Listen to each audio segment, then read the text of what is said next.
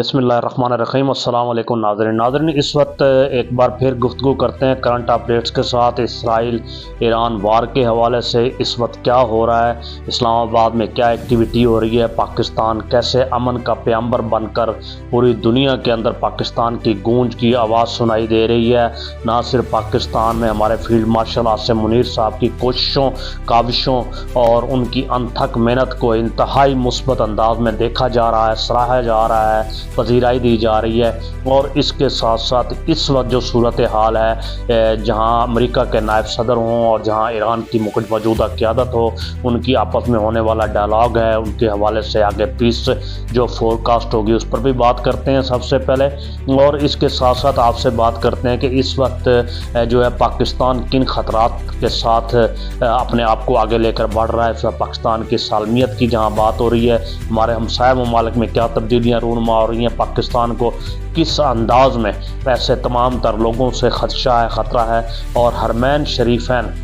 जी हाँ, हरमैन शरीफैन क्यों पहली तरजीह है और पहली तरजीह क्यों रहेगा। और इसके साथ साथ ये है कि तमाम तर सूरत हाल के अंदर जो हमारी इस वक्त दिन कासिम पोर्ट है, गवादर है, जवानी एयरपोर्ट को क्यों एक्टिवेट किया गया है, इसका वजह क्या है। जी नाज़रीन, इस पर तमाम बातों पर तफसील से बात करते हैं। नाज़रीन, सबसे पहले सूरत हाल ये है कि इस वक्त तक जो पाकिस्तान की जितनी भी अमन की भरपूर कोशिशें हैं, काविशें हैं, उसको पूरी दुनिया में सराहा गया है, देखा गया है। और उस सूरत हाल के अंदर अब से कुछ देर कबल तक सूरत हाल ये है कि लबनान के वज़ीर आज़म जनाब नवाफ सलाम हो, बहरीन के फरमानरवा शाह हमद हो, या फ्रांस के सदर मैक्रोन हो, या ऑस्ट्रेलिया के वज़ीर आज़म हो, उन तमाम की तरफ से जनाब खैर सगाली के लिए पाकिस्तान के वज़ीर आज़म जनाब शहबाज शरीफ साहब को मुकम्मल तौर पर टेलीफोनिक रब्ता हुआ, जिसमें मुस्बत पैगाम दिया गया। नाज़रीन, इस वक्त सूरत हाल ये है कि जहाँ एक प्याली में तूफ़ान उठाने की भरपूर कोशिश की गई, वहाँ शहबाज शरीफ साहब का एक ट्वीट था जिसमें लफ्ज़ एक वर्ड ड्राफ्ट मेंशन था। हम आपको बताते चलें, जब भी ऐसे ड्राफ्ट बनाए जाते हैं जहाँ दो लोग या दो मुल्क या उससे ज़्यादा लोग जंगें लड़ते हैं, तो वहाँ म्यूचुअल अंडरस्टैंडिंग के साथ बनाए जाते हैं। मगर इस चीज़ को एक डिफरेंट एंगल से, डिफरेंट अंदाज से आगे लेकर और उसके ऊपर एक हिजान अमेज़ कैफियत बपा करने की भरपूर कोशिश की गई, जिस पर सिवाय ये कहा जाए कि अफसोस हो, इसके सिवा और कुछ नहीं हो सकता। जस्ट उसके अंदर कुछ ऐसी चीज़ नहीं थी, जस्ट मेंशन था ड्राफ्ट, और कहा गया कि ये इस वक्त इनकी जानिब से नहीं किसी और जानिब से ड्राफ्ट आया और इनको जस्ट ऑर्डर दिया गया शहबाज शरीफ साहब को कि आप आगे इसको बरूए कार लाइए। नाज़रीन, एक बात याद रखिए कि जब भी इस तरह के पैगामात होते हैं, कोई भी एक मुल्क अपनी ज़ाती हैसियत या ज़ाती फ़र्द की हैसियत से इस तरह का कोई भी पैगाम ड्राफ्ट या कोई भी ऐसा मरासला तैयार नहीं करता। डेफिनेटली दो कौमें आप देखें कि ईरान की जंग है, इसराइल है, इसमें अमेरिका है, इसमें गल्फ़ है, और इसके अंदर पाकिस्तान इन्वॉल्व है, इसमें चीन है, इसमें रूस है। तो हर तरफ से मुख्तलिफ़ काविशें हैं, कोशिशें हैं। कुछ अनासर जंग के अंदर डायरेक्ट इन्वॉल्व हैं, कुछ अमन की सूरत भी बन रहे हैं जिसके अंदर तुर्की की भी काविशें शामिल हैं। तो इस तमाम तर सूरत हाल के अंदर म्यूचुअल अंडरस्टैंडिंग को सामने रखते हुए एक नपे तुले अल्फाज के साथ एक पैगाम बनाया जाता है। बहरहाल उस पैगाम का नतीजा ये निकलता है कि पाकिस्तान की 78 साल कोशिश के अंदर आप ये देखें कि पूरी दुनिया की मार्केट में हलचल मच जाती है। उस पैगाम की सूरत हाल ये बनती है कि पूरी दुनिया की मार्केट की स्टॉक एक्सचेंज आगे बढ़ जाती है, और नतीजा ये निकलता है कि financial market once again gain करना, सरप्लस में जाना शुरू हो जाती है। और सूरत हाल ये है कि तमाम तर मामलात आगे से आगे जाना शुरू होते हैं पूरी दुनिया के। और आज बताया गया कि इस वक्त 54% के साथ यूएस कंपनीज हैं जो ग्रोथ कर रही हैं, और उनके साथ साथ जो दीगर ममालिक के मामलात हैं, चाहे वो जापान हो या किसी भी और मुल्क का मामला हो, जस्ट उस एक ट्वीट का नतीजा है।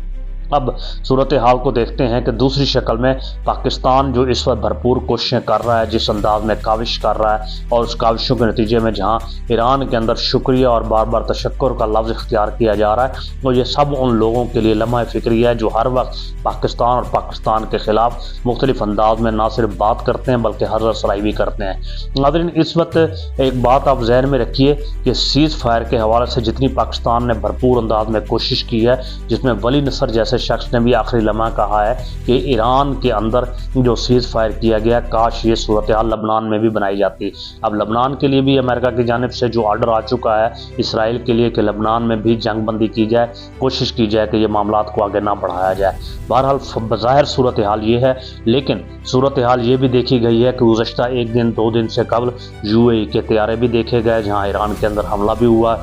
اور ایران کی جانب سے بھی یہ حدود توڑی گئی ہیں، اور وجہ یہی بتائی گئی ہے کہ لبنان کا جو سیز فائر کے اندر شامل ہے مگر وہاں پر وہ کیفیت نہیں بنائی جا رہی۔ بہرحال دیکھیں جس سمت میں بھی یہ اونٹ بیٹھتا ہے، کوشش یہی ہے کہ امن کے ساتھ، شانتی کے ساتھ اور محبت کے ساتھ یہ معاملات سارے طے پائے جائیں کسی نہ کسی کنڈیشن میں، کیونکہ بہرحال خون یہاں بہے یا ایران میں بہے یا عرب امارات میں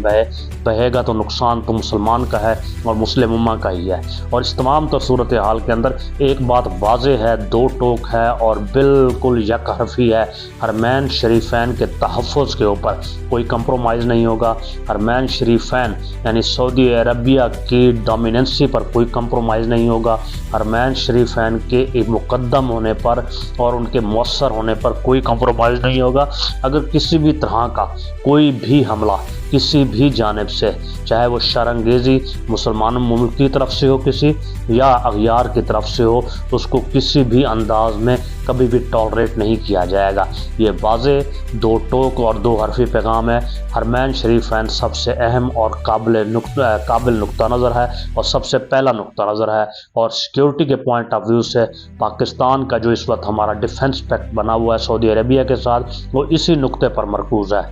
ناظرین دوسری طرف آتے ہیں جہاں پاکستان کے اندر بات کرتے ہیں کہ جیسے ہی ہم نے ایک صورتحال دیکھی، اگر آپ سکرین پر دیکھ سکیں، جہاں اس وقت آپ نے ہرمز بند تھی تو اس کا ڈیفینیٹ فائدہ ہماری پورٹ قاسم کو بھی ہوا، اور اس کا نتیجہ یہ نکلا کہ صرف اور صرف تھوڑے عرصہ قبل جو جہاز تھے، پورے ایک سال میں 8300 جہاز تھے جو وہاں سے ہینڈل ہوئے، مگر صرف ان 30 سے 35 دنوں کے اندر 8860 جہاز تھے جو پورٹ قاسم سے ہینڈل ہوئے۔ تو اب جو اہمیت ہے گوادر کی انتہائی زیادہ بڑھ چکی ہے، اور اس کے ساتھ ساتھ بالکل آخری سرے پر ایران کے بارڈر کے ساتھ ناظرین جوانی ایئرپورٹ جو کہلاتا ہے، جو آخری نقطہ ہے جہاں سے بالکل قریب ہے ایران، اسے ایکٹیویٹ کر دیا گیا ہے۔ یہ ایئرپورٹ دوسری جنگ عظیم کے بعد سے بند ہے، اب یہ اوپن کر دیا گیا۔ ڈیفینیٹلی اس کے اوپن کرنے پر بہت ساری باتیں ہیں، بہت سارے کیفیات ہیں، صورتحال ہے جو کہی اور بتائی جا رہی ہے، یہ آپ کو آنے والے دنوں میں خود دکھائی دے گا یہ کیوں ہو رہا ہے۔ ناظرین اس کے ساتھ ساتھ جو ہم بات کر رہے ہیں پاکستان پر حملے کی جو صورتحال ہے وہ یہ ہے کہ انڈیا ہمارا ہمسایہ ملک ہے، اب یہ مسلسل پر توڑ رہا ہے مختلف انداز میں، کیونکہ مودی کی بھرپور کوشش ہے کچھ بھی ہو کیسے بھی ہو پاکستان کو کہیں سے بھی سرپرائز دیا جا سکے، یا سیستان کی طرف سے دیا جا سکے، BLA کی طرف سے دیا جا سکے، افغانستان کی طرف سے دیا جا سکے، یا یہ جو اس وقت پیس ڈائلاگ ہو رہا ہے، جو ڈسکشن اور میٹنگ ہو رہی ہے اس وقت فریقین ایران اور امریکہ کی طرف سے، یا بطور اسرائیل کی طرف کے وفود جو ہیں جو امریکہ کی جانب سے یہاں پر آ رہے ہیں، ان کے اوپر جو بات ہو رہی ہے، جو سرینا ہوٹل میں جو اس وقت تمام تر معاملات کو آگے بڑھایا جا رہا ہے، اس کو کسی طریقے سے سیبوٹاج کیا جا سکے، تو حملے کا خدشہ بھی ہے اور تمام تر صورتحال کے اندر بھی ہے، لیکن پاکستان کی سیکیورٹی بہت زیادہ فعال ہے، اور اس وقت پاکستان اپنے قد قامت سے، اپنی سفارتی صورتحال سے بہت آگے جا کر، بہت اوپر جا کر نہ صرف پلے کر رہا ہے بلکہ پوری دنیا کے اندر سراہا بھی جا رہا ہے۔ بہرحال یہ ایک اچھی چیز ہے، اسلام آباد کا جو امن پلان ہے، جو بنایا گیا ہے، جو بتایا گیا ہے، 10 نکاتی ایجنڈا ہو، 12 نکاتی ایجنڈا ہو یا 15 نکاتی ایجنڈا ہو، کسی بھی نقطے پہ بیٹھ جانا اور کسی ایک نقطے پہ یا چند نکات پہ آپس میں ڈسکشن کرنا، ڈائلاگ کرنا، اور بالآخر خون بہانے سے زیادہ بہتر ہے۔ آپ دیکھیں ہمارے نبی مکرم صلی اللہ علیہ وآلہ وسلم کا طریقہ مبارک، بات کا آخر پیش کرتے ہیں